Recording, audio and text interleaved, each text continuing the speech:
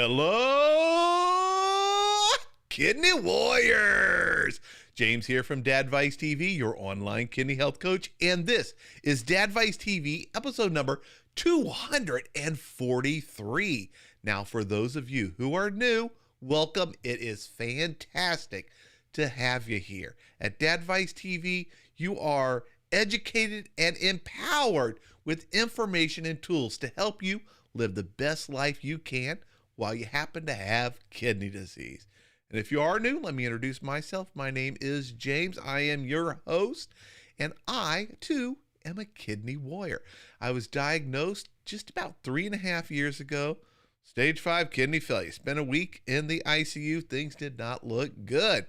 But I used diet and lifestyle changes, became a lot more active, worked very closely with my healthcare team, which included one of the most important people, a renal dietitian. And as I focused on improving my health, my labs got better and my symptoms went away. Now my kidneys are still shot, but I am living life to the fullest. So that gives you a little introduction of who I am. Now, when you are diagnosed with kidney disease, one of the biggest questions pretty much everyone has, and it was a huge question for me, was what in the world can I eat? How do I plan a meal? What is the right amount of vegetables? Can I have some chicken? All sorts of questions about meal planning. And that is what we're going to talk about today. Now, I'm still figuring things out with eating right. I've gotten pretty good at it, working with several dietitians, and that is who we have here with us today. From Plant Powered Kidneys, please welcome an actual dietitian, because they are the secret weapon to living great with kidney disease.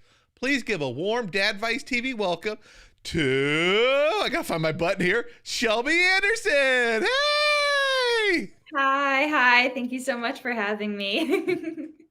Yeah. So, my name is Shelby Anderson. I am a registered dietitian with the practice Plant Powered Kidneys. So we work with kidney warriors, stages 1 through 5, and we help kidney warriors find their best renal diet. So we work with all sorts of different people to help them figure out their labs and figure out what to eat to take care of their health and their kidneys the best that they can. Awesome. And tonight we are talking about meal planning, which is a huge challenge for so many people.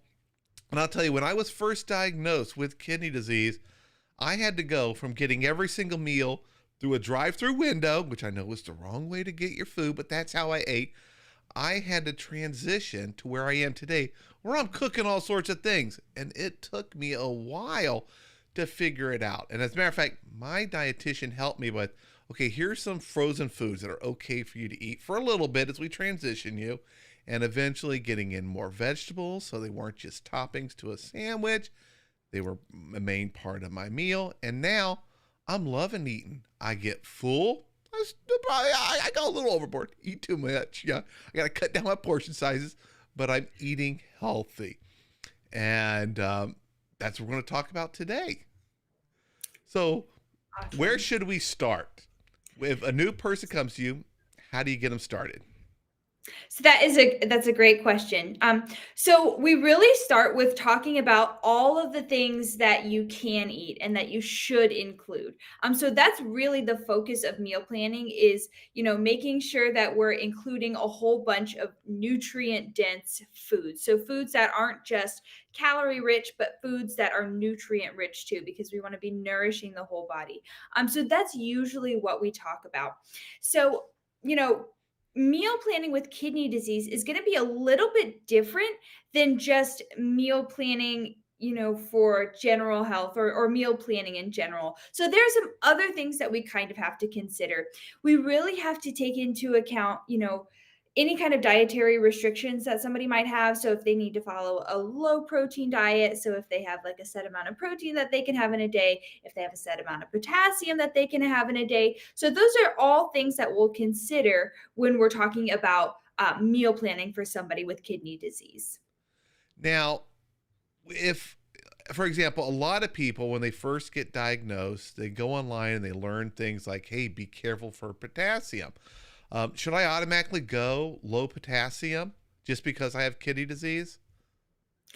No. So, being diagnosed with kidney disease or your doctor telling you that you have kidney problems doesn't automatically mean that you need to follow a potassium restriction or that you can't eat anything with potassium. So, a lot of times, what I'll see is I'll have people, we'll kind of talk through their diet and I'll say, well, how about you add in like this vegetable or this fruit or something like that?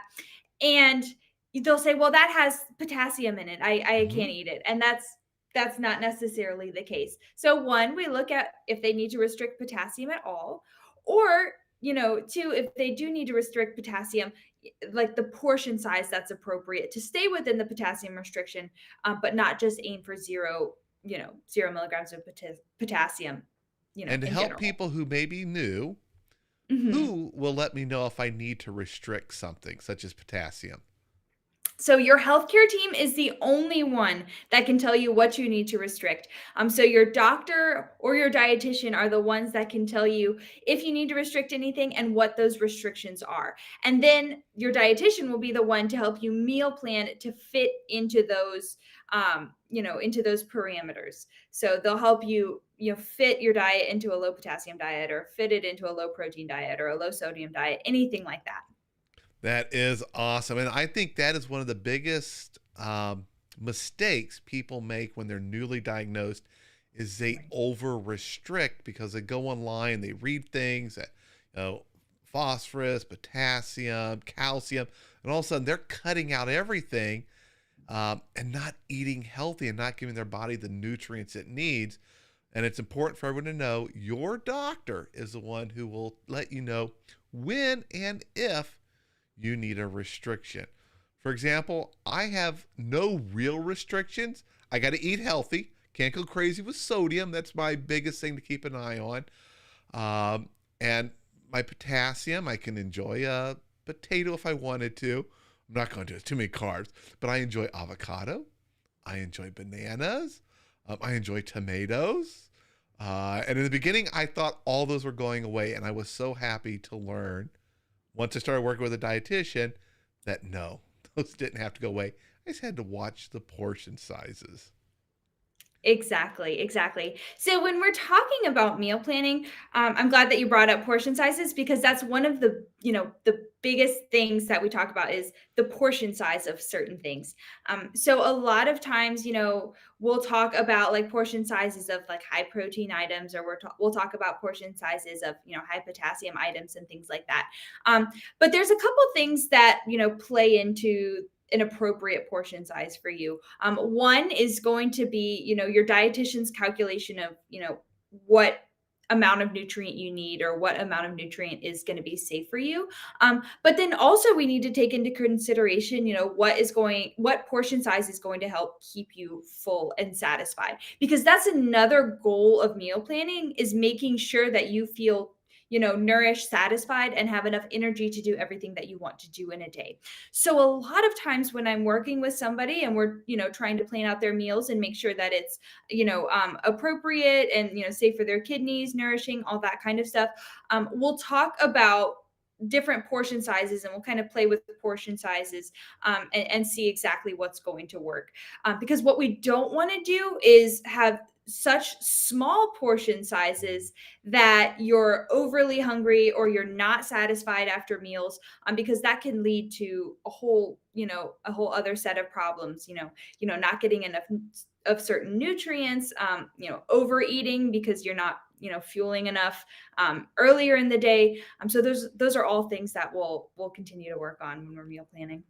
And you mentioned something very important that I want to emphasize. You talked about calculating how much someone needs. Can you talk a little bit about how it's important to individualize a diet for a person based on their own health and medical condition and things like that? And not, you can't buy a book that says stage 3, eat this exactly, and you're perfect. Can you talk a little bit about that? Because I think that's also another challenge a lot of people face is not understanding the importance of individualizing their meals for them? Okay, yeah, absolutely. So I will say that sometimes too, on online, there's, great support that you can get from other kidney warriors, but unfortunately people will say, well, I only ate, you know, 1,000 milligrams of potassium in a day. And then somebody else, will say, oh, well, that's what I need to do. And that's, a crazy number. But um, those types of numbers, they really need to be individualized for the person. So, the first thing that we'll take into consideration, different lab values. What do your labs say about what's going on inside of you? And that's something that can, play into the different calculations that we do. We'll also take into consideration age, height, weight, activity level, other diseases or things that might be going on as well. All of those are factored into those calculations that we give, so that we're not one overwhelming your kidneys with any certain nutrient, but also that we're taking into consideration everything else that's going on in your body, so that we can make sure that those things are working well too.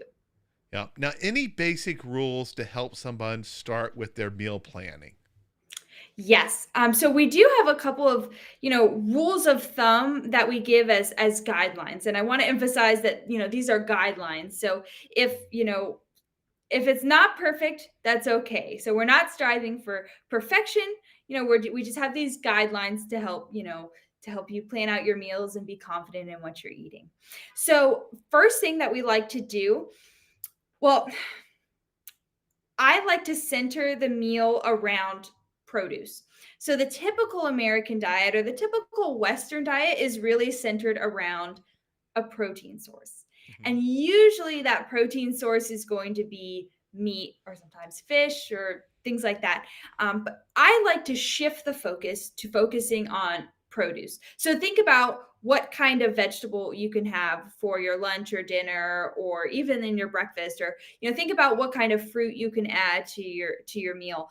Think about that first, and then plan everything else around that, because those fruits and those vegetables are going to be very, very nutrient dense. They're going to have a ton of vitamins and minerals in there. They're going to have a ton of fiber also, which is something that can help you keep you full and satisfied, help with weight management, blood sugar control.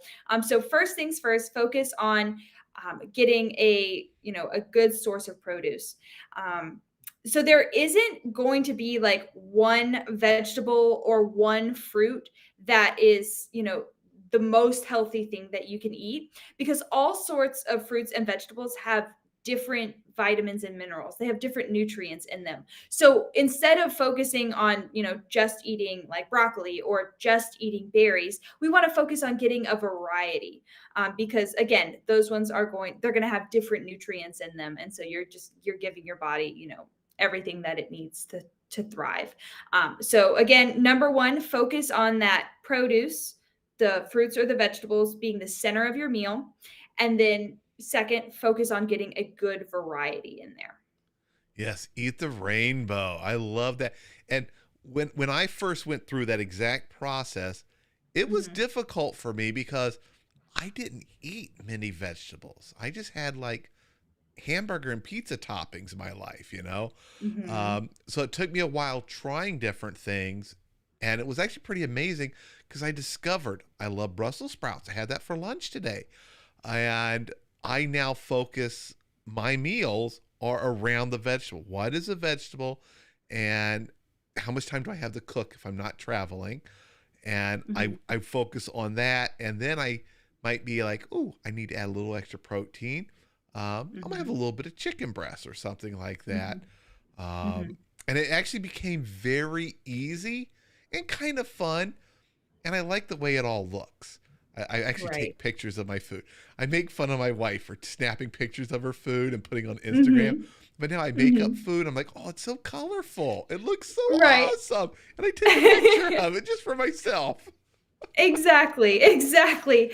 And it looks pretty too, but the more color that you have, the more, nutrients, plant chemicals that you're getting in there. So the healthier that it is, the more colorful it is. So that's another great great point to make. But you also brought up another point. So you have like your vegetable, and that's going to be the center, but then you can add in other things, because what we don't want to do is just eat fruits and vegetables. Because that's another mistake that I'll see a lot of people make.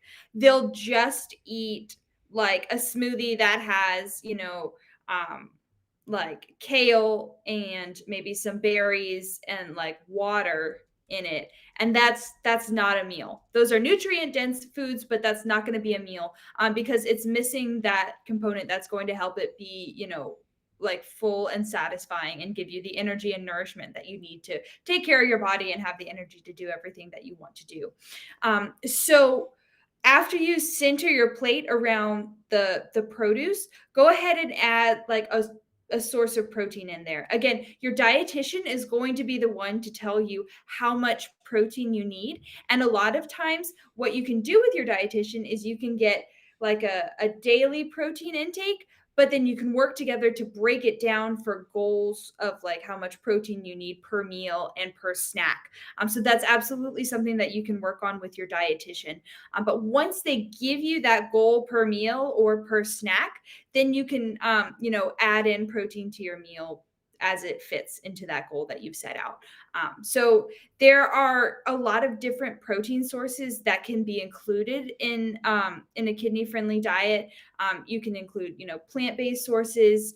So things like beans, soy products, nuts, seeds, all of those are going to be great protein sources to include. And then again, your dietitian is going to be the one to help you talk about the portion size that's going to be, safe and appropriate for your kidneys. Yeah. Oh, and I love the approach of having like an allowance and you're Mhm. spending it throughout the day, and I get to decide. I, for example, don't eat breakfast. I get Mhm. up, I get ready for work, I start working, I'm busy. Then noon comes around, and that's my first meal. So it helps me with that intermittent fasting.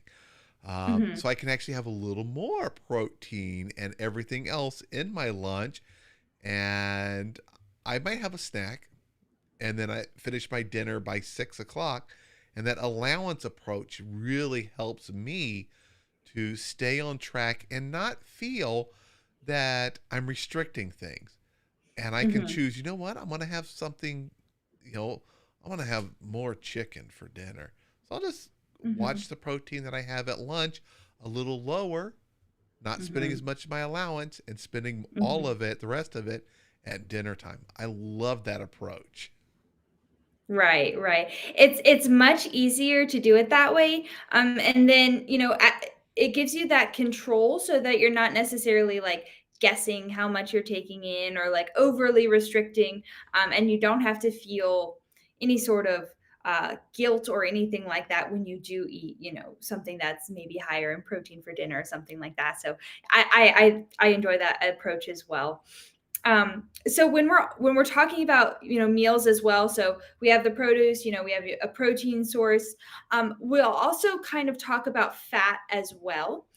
So it is something to consider when you're thinking about your meals and your snacks.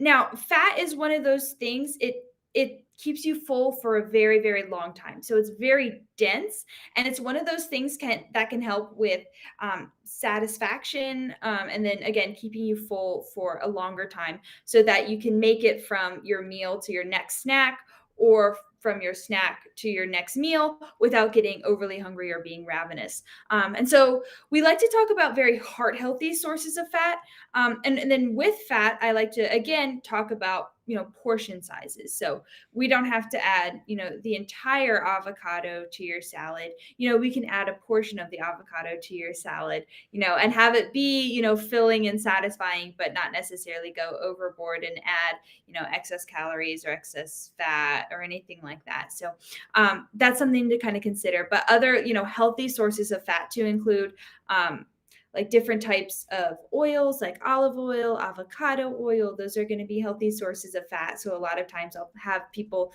make some sort of like oil based salad dressing and add it to their salad to help, with with making it a more balanced meal. Things like different types of nuts, like almonds or walnuts, those ones are good. Avocados are good, and you can talk to your dietitian about if you have, potassium restriction, how to include that. So these are all, heart healthy sources of fat that you can include in your diet, again, to help you feel full and satisfied, help you bridge you from one meal to the next. But again, you could be mindful of the portion size as well. Now, this is not a problem I have, but I wish it was. For Hmm. those that need to gain weight, Hmm. mine's the other opposite side of that. For those that need to gain weight, those healthy fats are very calorie rich, and adding those to their meals could help them if they have a higher calorie target to hit those. Is that correct?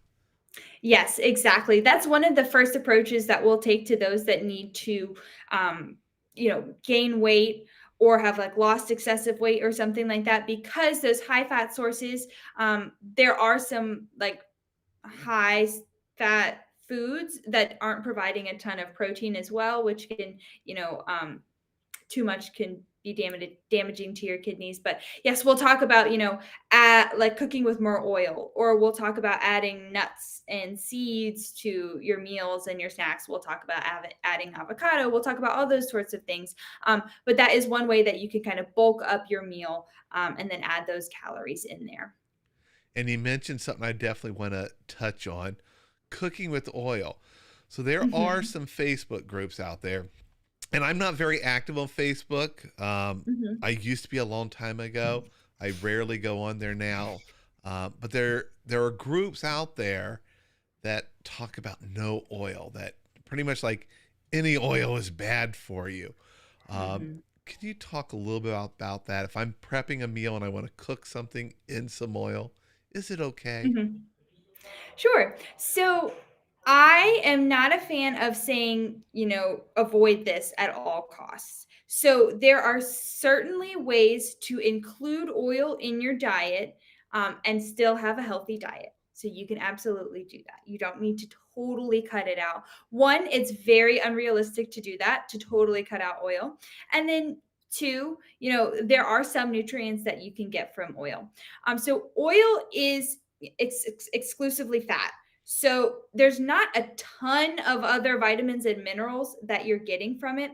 So one of the hesitations with oil is that it's not super nutrient dense, but it's very calorie dense. So that's one of the criticisms that people have with oil, and it's true. But you can just manage the portion size of what you use so that you're not getting an excessive amount, but you're still, being realistic, and including it in your diet. I will say, I don't necessarily like have people like add in excessive amounts of oil unless they are trying to gain weight, and like usually they're in the later stages of kidney disease. That is one way that we can add calories in there. But when we are talking about different oils, even like the heart healthy oils like avocado oil, olive oil, those ones, they do have small amounts of saturated fat in there. So when you do look at the nutrient composition, they're mostly the unsaturated fat, but there's still a little bit of saturated fat in there. So that is something that you have to take into account as well, that, it does provide a little bit of saturated fat. And again, saturated fat is that not so heart healthy fat. So it's the one that we would want to limit. We don't have to get zero in a day, but it's one that we have to limit for good heart health. So that's something to take into consideration as well. So no, you don't totally have to not use oil in your diet, but you can use a small amount and know that it's going to be, providing a small amount of healthy fat, that it's, or mostly healthy fat, that it's helping keep you full and satisfied. And it's it has a purpose. Yeah, and we have a couple questions Hmm. about fat and oils. Hmm. Philip asks, why is soybean oil considered bad, but tofu is good? Is that something you can answer? So I don't, off the top of my head, I don't have like the nutrient composition of, soybean oil. But the oil version of certain things, is different in nutrient composition than like the food itself. So tofu, when we're looking at the nutrient composition of tofu, it's very nutrient dense. So there's a lot of vitamins and minerals that you can get from it. It does have protein in there. It does have naturally occurring fat, and when you look at the type of fat that's in there, it's mostly that unsaturated fat. Now, again, I'm just guessing that, like, when we look at soybean oil, likely the way that they've processed it, whether they've added heat to it, that is one way that it can change the nutrient composition and make it, more saturated fat, which is the not so heart healthy fat that we would, want to include less of. Yeah, I would definitely be weird. I think that you may be on with that. That may be the problem Mhm. of it. Is it's those not Mhm. heart healthy. What Mhm. fat or what oils do you recommend? And Cheryl Ann, and I hope I pronounced your name right, Cheryl Ann. I love that name. It sounds very southern to me. Mhm. She asks, is grapeseed oil safe? And I use olive oil and avocado oil myself. Yeah, so those two are the ones that I recommend. I think they're very easy to cook with. I think that they have a nice flavor. Again, they're that mostly unsaturated or the mostly heart healthy fat. And then they are generally affordable. So they're not like overly expensive. A lot of times, like these specialty oils, a very small amount is very expensive, and then you can use olive oil or avocado oil, and it's just as healthy. So, somebody said, avoiding tropical oils. So when we talk about things like coconut oil or palm oil, when we look at the nutrient composition of those, they're going to be mostly saturated fat. Again, that not so heart healthy fat. So those would be the ones that we would want to include less of. We would want to focus on the ones that are going to be that mostly unsaturated fat. Awesome.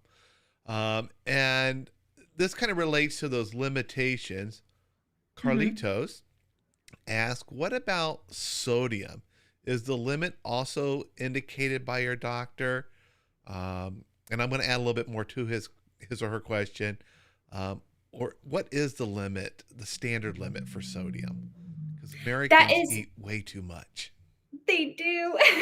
That's a great question. So when we are meal planning, sodium is a big consideration that we do want to make. Um, so the ideal limit set out by the American Heart Association is 1,500 milligrams of sodium per day or less. They have said that less than 2,300 milligrams in a day is still safe. That is part of the older recommendation. I tend to move people towards the more ideal recommendation of 1,500 milligrams in a day. So keeping to that limit um, is what I usually aim for. Now, we will when I'm working with somebody on their meal planning and what their meal should look like, again, we'll do what I talked about with protein. Is we will divide it up between meals and between snacks, and we'll usually give meal goals or something like that, like something to aim for. So typically I have people aim for 400 milligrams of sodium or less in a meal, and that's usually pretty realistic. But that can kind of help guide you in like choosing and planning your meals. So that's usually the range that I'll have people stay at. And I'll tell you, reducing sodium was my biggest challenge. From Mhm. eating so much fast food for so long, I was probably one of those 4,000 milligrams a day type people, and it was really difficult. And the first step was I was limited to 600 milligrams a meal. And whew, that felt like impossible. Uh, but now I actually kind of always go under that 1,500. I'm probably around 1,400 milligrams of sodium. And I'm actually using a salt shaker. I have a grinder. That's what Mhm. my dietitian recommended, because then I have to make effort to get the sodium out, and I'm aware that I'm adding it. But Mhm. that sodium, for me, that was one of the most difficult things to reduce in my diet. Adding the vegetables, not hard. I just had to discover them, try them, and find the Mhm. ones that I liked. Only a Mhm. few I didn't like. Learned about spices. Whole Right. new world there. Uh, but that sodium, Yeah. that was a tough Yeah. one for me. Absolutely. And when we talk about meal planning, one thing I like to point out is that if you're planning your meals and you're making your meals at home, that's step 1 in reducing the amount of sodium that's in your diet. So there's a lot of sodium in, restaurant meals or fast food, things like that. So just eating at home is step 1, to following a low sodium diet. But then 2, when you're thinking about meals, you're thinking about the produce that you can add, you're thinking about, a protein source and the appropriate amount. Also be thinking about the herbs and spices that you can add. So think about, adding garlic or different spices or onion or something like that to flavor your food without, having to add salt. So again, when you're planning your meals, think about all the different like spices that you can make, make your own spice blends and add that to like a meal or something. Those are all things that you can be thinking about when you're planning your meals too. You would be so impressed if you saw all the spices that I have. So many of them. I love it. Mhm. Can you talk a little bit about salt alternatives? Because a lot of people may think, you know what? I'm going to use one of these salt alternatives instead of salt. What are Mhm. some things people need to know about those? Sure. So when we talk about, I think salt substitutes is what a lot of people like think of, and you see it in the store, and it looks great. But when we're talking about kidney problems specifically, we actually have people avoid salt substitutes because instead of sodium being the main nutrient in the salt, it's potassium instead. And although not everyone has to be on a potassium restriction, those salt substitutes are so high in potassium that it's so easy to get way too much and overwhelm your kidneys. So we say avoid the salt substitutes. Focus on getting a smaller amount of sodium in your diet, and then think about all the herbs and spices that you can add in to flavor your food instead. So that's the recommendation. And somebody said Mrs. Dash. That's I think Yes. it's called Dash now, but Yeah, they yes, that's dropped the another. miss. Oh, I Yes. still call it Mrs. Dash. I do too. But that's a great blend to have like in your pantry just to grab and flavor your food really quickly. So for example, the other night I did like a sheet pan dinner. So all I did was I added some broccoli and some carrots, onion, purple cabbage. I roasted some chickpeas. I added a little bit of olive oil. I added the Mrs. Dash Southwest, salt free seasoning blend, and then I just baked it in the oven. And that was a really nice meal that it had a ton of produce in there, so it was providing fiber. It had a source of protein in there, so it was going to keep me full and satisfied. There was a little bit of oil on there for like a fat source. And then I didn't add, an excessive amount of salt. We had that spice blend, and that was a really easy meal to make. Yeah. Oh, now that I know how to cook, and it took me a long time, I Hmm. love making meals like that. Terry has a Right. great question, and this was a challenge that I also faced because I traveled so much. I Hmm. couldn't cook. I had to find things. I might leave the country. I might be in Seoul. I might be in Europe. I just couldn't cook. He asked, when eating out, how can we choose healthier options? That is a great question. So we've talked about, meal planning and eating at home is the best option. But it's unrealistic to say that we're never going to eat out or, we're always going to eat at home, because that's not the case. We do travel, we go places, and then, eating out is where we would, get our food from. So there are some ways that you can choose healthier options. So one is a lot of times places will have like a vegetarian or even a vegan option that can be a great option for those that have kidney disease. If they don't have something like that or that doesn't look good, other things, grilled proteins like grilled chicken or grilled fish. That can be another great option. You can ask for them to like leave sauces on the side. A lot of times those sauces are going to be very, very high in sodium. They're very high in saturated fat if they're like cream based. So you can ask them to leave them on the side. And then speaking of sides, a lot of times restaurants are okay with swapping out, different sides. So instead of getting like French fries or onion rings, you can get a salad or a side of fruit or a side of steamed vegetables. You can always ask how things are prepared. So you can ask if, the vegetables can be prepared without butter, or you can ask if they have like whole grain options for bread or pasta or anything like that. So those are other, swaps that you can make. Um, you can just order water, so you can skip like the sweet tea or the lemonade or any of like the sodas or anything like that. You can like skip the cocktails, and just stick with water for your meal. That'll also make your bill quite a bit lower, right? Oh my Uh, goodness. Like right. $3 or $4 for a drink. When my kids order like a Sprite, I'm like, that's more than your meal. Exactly, exactly. And then the other side of it is the portions are massive. So I had somebody, they their suggestion was, or well, they came up and told me, they were like, well, every time that we go out to a restaurant, we found that just ordering one entree and splitting it between him and his wife, that was enough to actually like satisfy them. So one, it did, cut down on their bill, but then, two, they weren't eating an excessive amount, because a lot of times restaurants just give huge portions and we end up eating way more than we actually need or is actually satisfying. So splitting it is another option.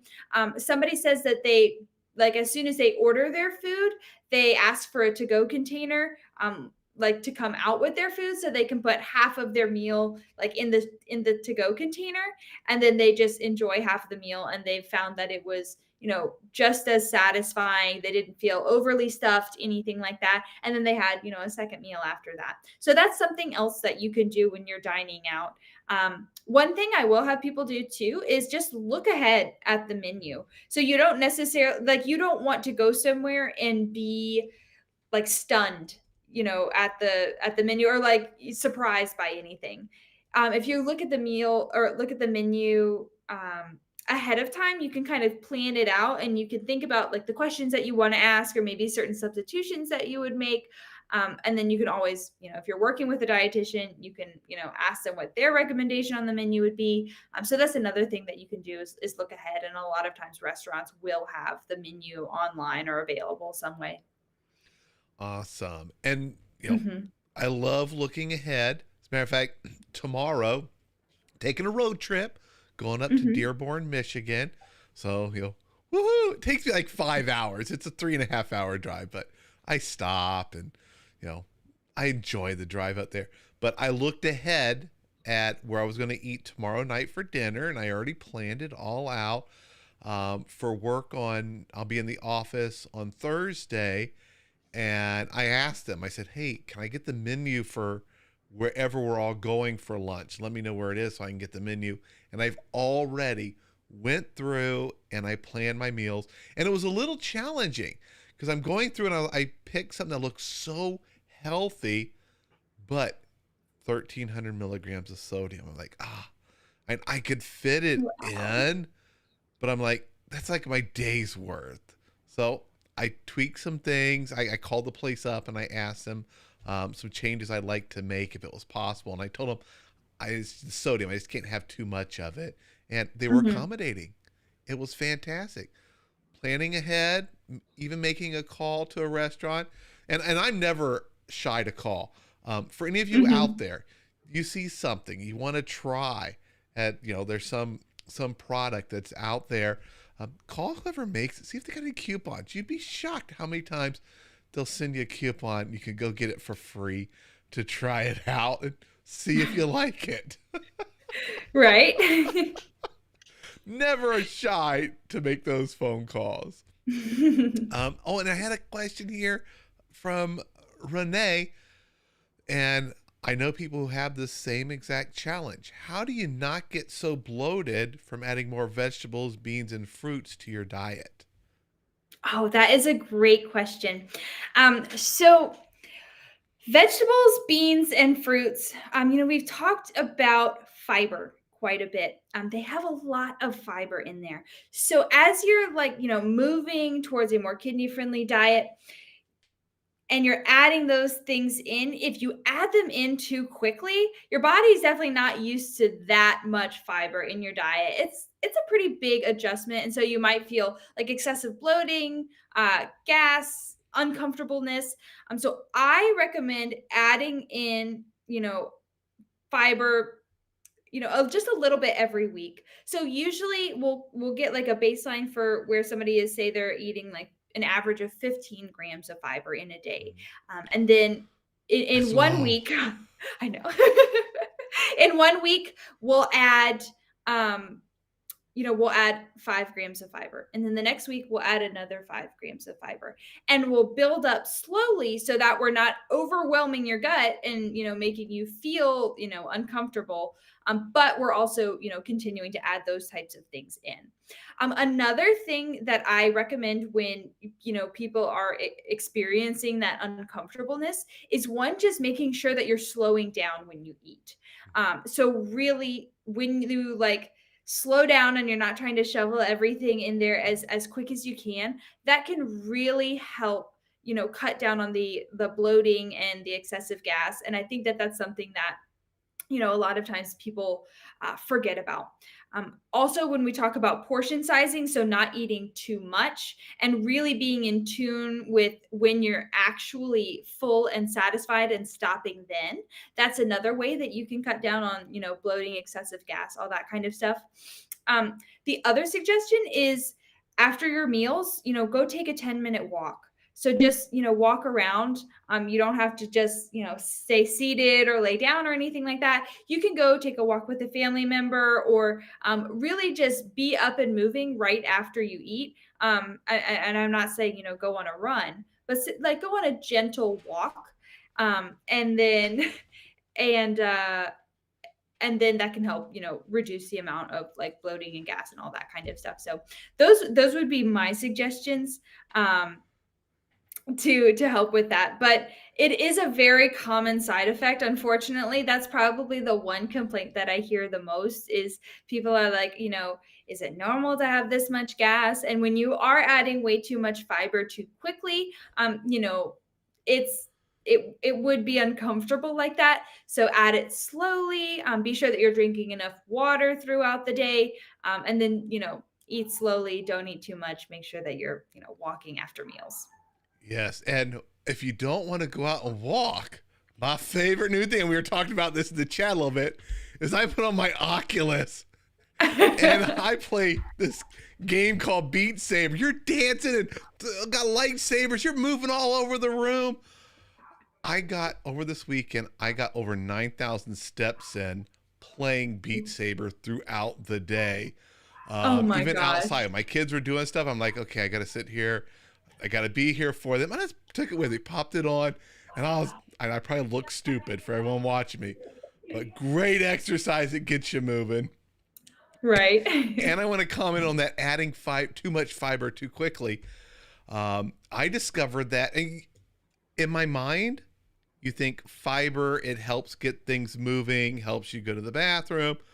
But I did not know, I learned the hard way, that too much fiber too fast puts the brakes on things. It doesn't open up the floodgates. It stops things. I make my own chips for when I want to have hummus in the air fryer. And I cut up these like tortilla wraps that I get at a local bakery. And one day I ran out of some and I thought, oh, I'll use some of my wife's. She has these ones she buys at the store. And I took like 4 of them and I cut them up and put them in the air fryer. And each one was this high fiber. They were 15 grams of fiber each. So plus my regular fiber, I got like 60 grams of extra fiber while, having friends over and watching TV. Woo! I learned my lesson. Read all labels. Don't skip. Right. Oh wow. Well, hopefully when you're adding your fruits and vegetables, you're not going that high. But yeah, that's unfortunately one of the side effects. So, Yes. and then one thing that we haven't necessarily talked about, and then we're talking about meal planning is grains. So grains can be another great addition to your diet. They can be another source of fiber, but they can also help with the fullness factor. They can kind of help balance things out, so that you're not getting that is not just fruits and vegetables from your diet, because they do provide their own set of vitamins and minerals as well. So grains are another thing that you can start to add in, and you can kind of look at your plate and see, okay, do I have a produce, do I have an appropriate amount of protein source, can I add a grain in to make it like a little bit more of a satisfying filling meal, and then have your fat source as well. So that's kind of how you would want to look at your plate. Yep. I'm sitting here going through the comments and seeing what all. Boy, we got lots of great comments. I see we have the famous Lisa Baxter here. Hey, Lisa, how you doing? Lisa does a lot to help kidney patients learn about kidney disease, and great to see that she's here in the audience. Um, Now we are getting close to the top of the hour, so I wanted to go through some of the other questions that people have asked. There's so many great questions here, and I tagged a few of them. Um, Deb asked, if a person eats lots of leafy greens and other fruits and vegetables, how can you keep the fat soluble vitamins from these foods from getting too high? Wow, that's a great question. So this is really where that other side of, your diet can't just be fruits and vegetables. While they are important, you need to be including other things in your diet as well. So you need to be including, again, protein sources. You need to be including grains in your diet. You need to be including fat sources as well, because those things in combination with the fruits and vegetables are what's going to make it an actual meal, and it's what's going to make sure that you get all of the vitamins and minerals, the fat soluble, the not fat soluble ones, like all of them. That's how you're going to make sure that you do that. So again, we talked about fruits and vegetables being what your plate should be centered on, but don't forget about all those other components as well, because they're going to balance everything out, and then provide their own set of vitamins and minerals as well. Great. And Kathleen asked, and I cannot eat plant based meats, and I know you're going to tell us why. Are there any plant based meats that are safe to eat? So that is a great question. I don't like to say never ever eat them, because there are some instances where you know, there are some that you can include. So for example, there are some, brands of veggie burgers that are okay to include. But a lot of times we want to focus on whole foods. Again, because those whole foods are going to be the most nutrient rich. And then include those meat alternatives in limited amounts, so they can be convenient. They say that they're plant based, so they do have some nutrients in them. But again, we want to be focusing on a majority of our diet coming from those whole foods. So when you are looking at plant based meats and those plant based alternatives, one of the biggest things that we look at is sodium. So a lot of times they are filled with sodium. Loaded. They'll have, yes, they'll have 400, 500 milligrams of sodium per serving. That's a crazy high amount. Again, there are certain brands that aren't crazy high in sodium, but that's the first thing that we would want to look for. So ideally per serving, we're looking for less than 140 milligrams of sodium per serving. Sometimes if you can find one that's, around 200 milligrams of sodium per serving, you can kind of balance it out and have it fit. But that's something that you want to look at. You also want to be looking at how much protein is actually in there, because a lot of times, with kidney disease, we're following a moderate protein diet. We're not trying to get excessive amounts of protein in our diet. We're trying to take a lot of the strain off of our kidneys. And these plant-based meats and meat alternatives a lot of times are high in protein as well, so you want to be mindful of that.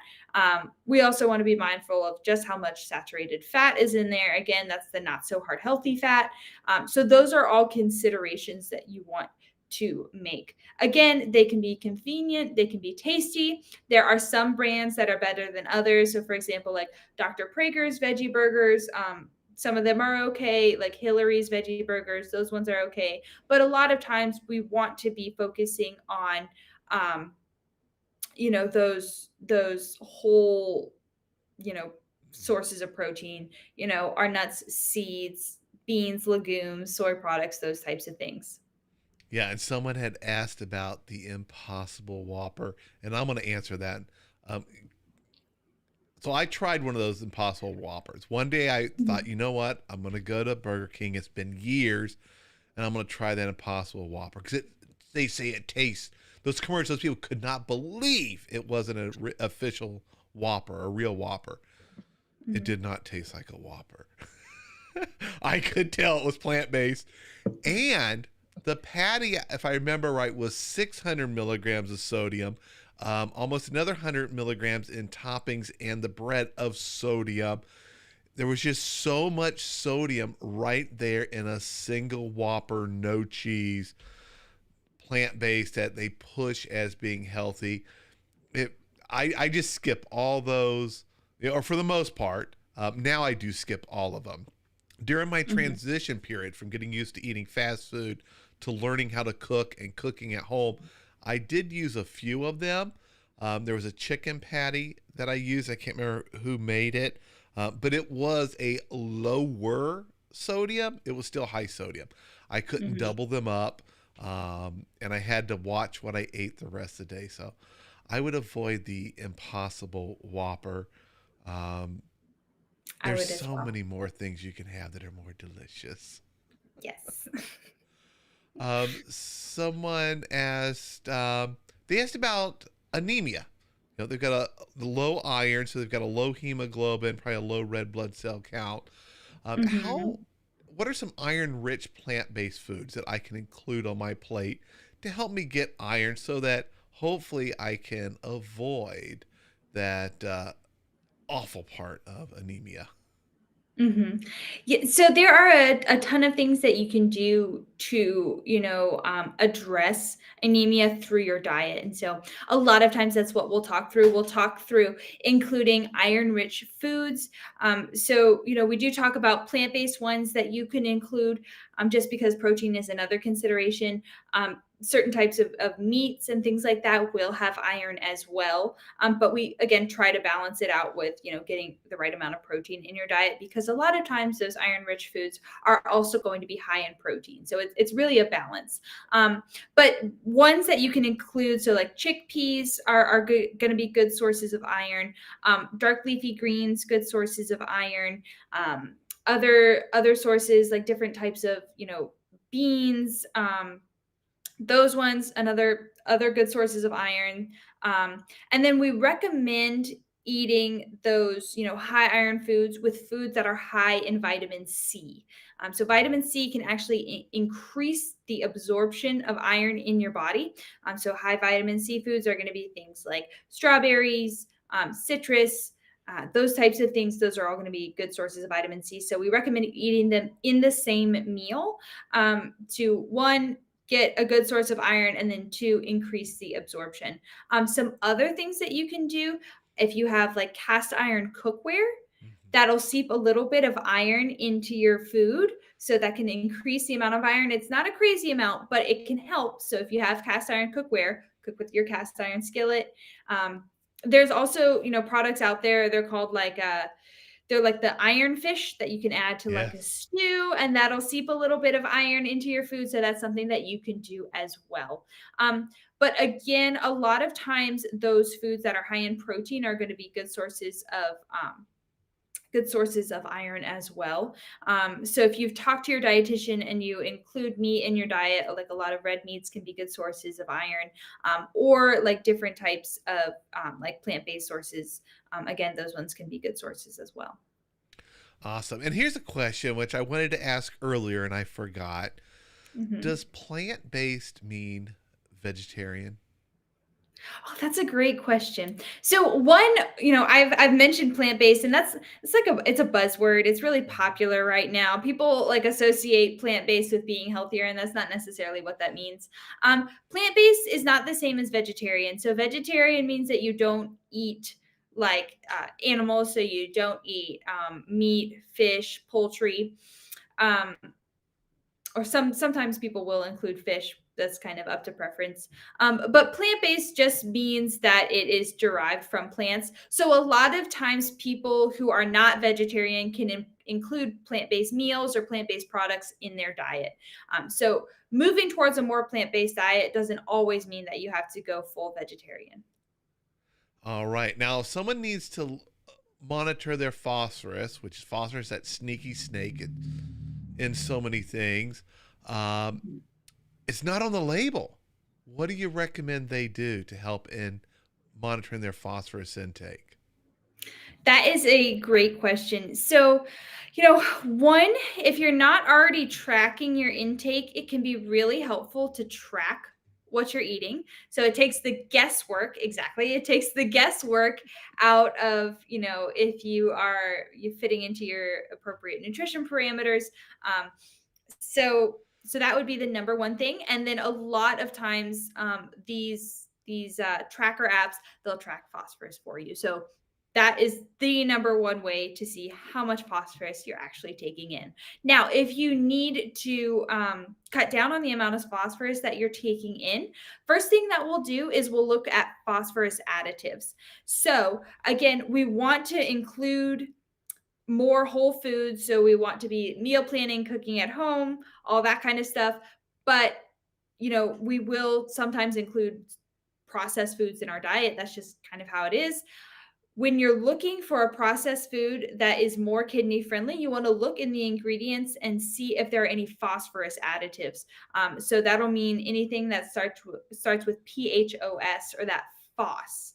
Um, that is something that we would generally want to avoid on a food label. So that would be like the number one way to cut down on the amount of phosphorus that you take in. Other things, cutting back on the amount of meat and dairy, both of those are going to be bigger sources of phosphorus. So those would be the first things that we would do when we talk about, getting phosphorus under control. Yeah, and there's lots of great food tracking apps out there. I use Chronometer. There's a free version that probably has everything that you need in it.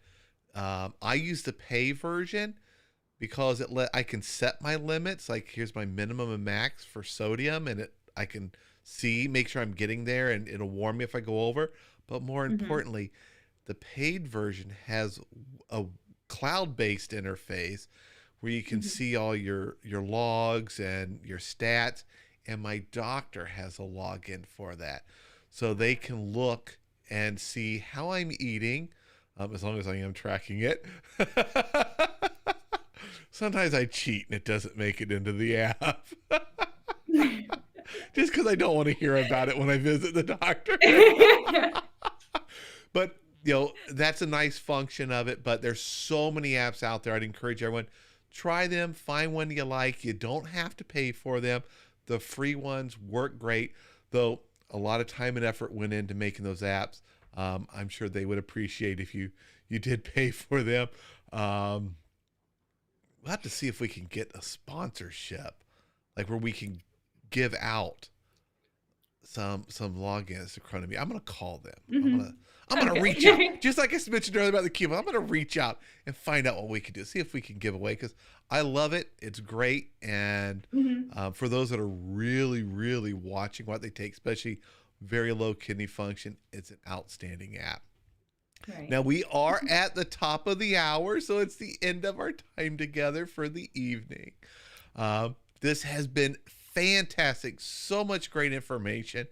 So helpful. And the things you said echoed my journey from being diagnosed, not knowing what to eat. I had to kind of wean off of the fast food.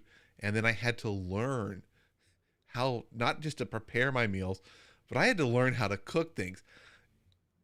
Growing up, my cooking was a microwave and it was the reheat button.